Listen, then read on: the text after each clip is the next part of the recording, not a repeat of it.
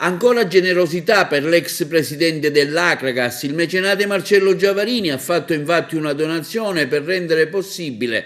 l'installazione delle luminarie natalizie nella sua città di origine Licata. L'ex patron dell'Acragas non è la prima volta che compie gesti di tale stile. Tra i tanti vorremmo ricordare anche la donazione di 10.000 euro di abbonamenti alla squadra calcio della sua città Licata Calcio, avvenuto nel settembre del 2019.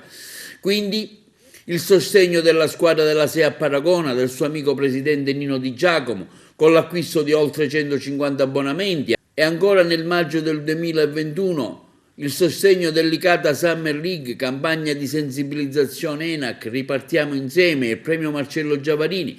ma anche momenti di allegria e spensieratezza come quello del Carnevale Licatese nel febbraio del 2020. Dell'amministrazione comunale, come ho detto poco fa, è veramente lodevole il fatto che abbia chiesto l'aiuto a noi privati, cittadini, per organizzare un Natale che poi è un Natale per i bambini. A loro che ci dobbiamo rivolgere, perché io poi sono sensibile ai bambini. Io ho vissuto fino a 13-14 anni qua a Licata, quindi i miei Natali sono a Licata e appunto ricordo le luci, lo zampognaro che veniva sotto casa, che suonava, quindi è impossibile adesso che è il momento